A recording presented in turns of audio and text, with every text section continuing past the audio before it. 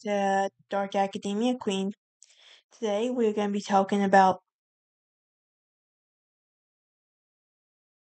Hello, and welcome back to Dark Academia Queen.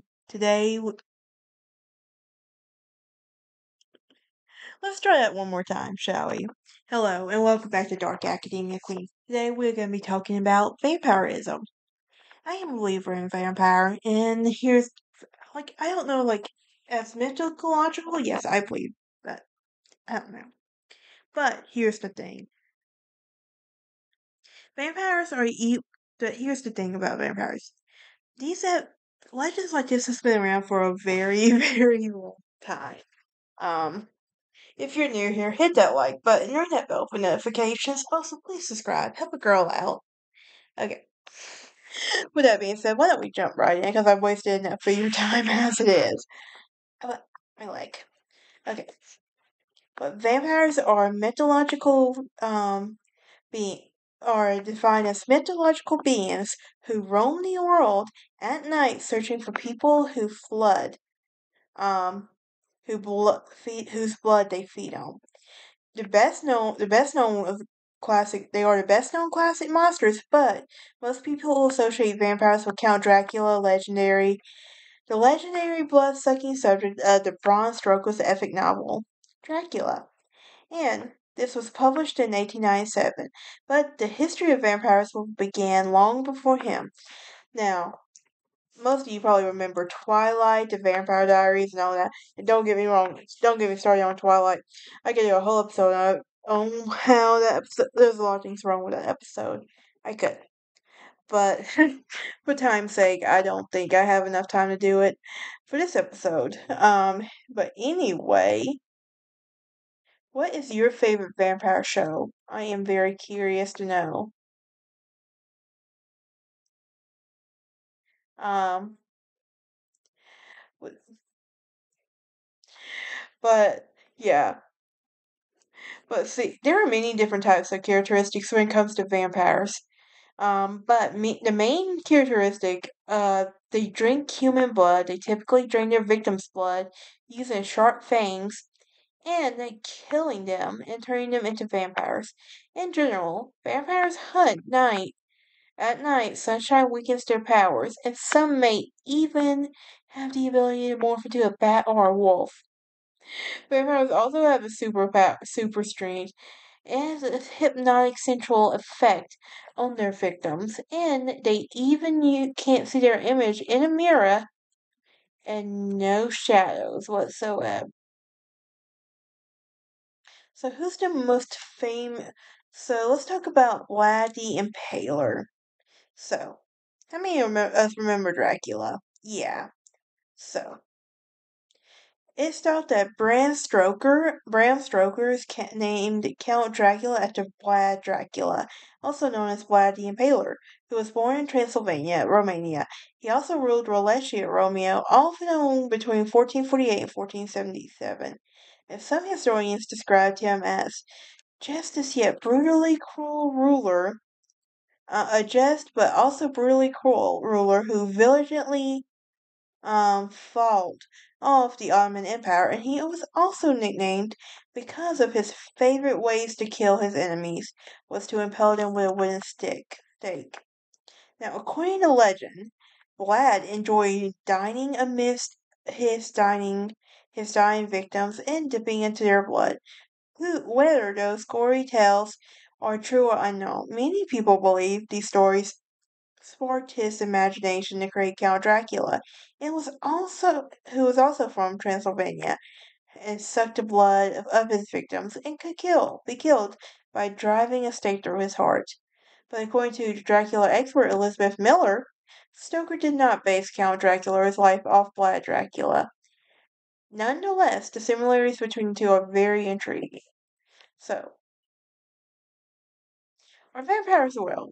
Well, there's a superstition that thrived in the Middle Ages, especially as the plague disseminated entire towns, and the disease often left behind bleeding mouths, legions, honest victims, which to the uneducated was a sure sign of vampirism. But it was uncommon for anyone with any unfamiliar physical or emotional illness to be labeled a vampire. Many researchers have pointed to aphasia, which was a blood disorder that can cause severe blisters on the skin to exposed light and sunlight, and as a disease that may have been linked to a vampire legend. So, some symptoms can temporarily be relieved by ingesting blood. Other diseases blamed for promoting the vampire myth include rabies or goiter. So, when a suspected vampire died, their bodies were often disinterred to the search of signs of vampirism. In some cases, a stake was thrust into his heart and sure to make sure they died. And other accounts also described the decapitation and the burning of the corpses suspected of vampires well into the 19th century. So let's talk about this legend. And I plan on going more into this thing next episode. This known one next episode, just because I wanted to go like just an overview on vampires and all of that first. But Mercy Brown may have been a rival Count Dracula as the most notorious vampires. Unlike Count Dracula, however, Mercy was a real person. She lived in Exeter, Rhode Island, and she was the daughter of George Brown, a farmer. After George lost his family members, including Mercy, in the late 1800s to TB, his community used Mercy as a scapegoat to explain the deaths. It was common at the time to blame several deaths in one family to be on the undead. So, the bodies of dead family members were exhumed and searched for signs of vampirism. When her body was exhumed and didn't display any severe decay, the town people accused her of being a vampire, and her family, sick from the icy cave, they cut out her heart, burned it, and then fed it to ashes. And the sick brother, perhaps not surprisingly, died shortly after. So, here's a question. Was Dracula a real person? Count Dracula was inspired by a Central European folk tales, as well as historical accounts of the 15th century Romanian prince, Vlad Tepes or Vlad the Impaler.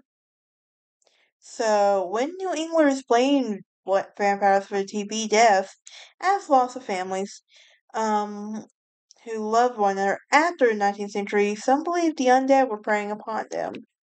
So, although modern science has silenced the vampire fears of the past, people who call themselves vampires still exist.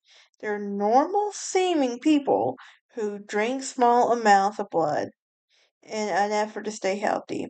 Now, there are communities who identify that vampires can be found on the internet in cities all over. Um, Even in cults, honestly, there's like vampire cults and everything. It's like weird. But some vampires don't even ingest human blood, but claim to feed off energy of others. I feed off energy of others people. Does that make me a vampire? But anyway, many state that if they don't get fed regularly, they become agitated or depressed. Do I need to start drinking? Do I need to start drinking blood just to become more human and not depressed? Anyway, vampires also have become mainstream after Dracula was published. Since then, there have been many legend personas to be the topic of films, books, and everything else. But yeah, but does anybody also remember Twilight? I'm not gonna do a whole gist of that whole episode, but I'm just gonna say that Twilight, that was something else. I don't know why my teenage self loved it so much, but I was definitely Team Jacob, so I was not Team Edward. I'm sorry for those of you who were Team Edward. I was Team Jacob. But anyway, so many things got wrong with Twilight I will not go into. But that's it for this episode. What do y'all think of vampires? Do y'all think they still exist? Maybe?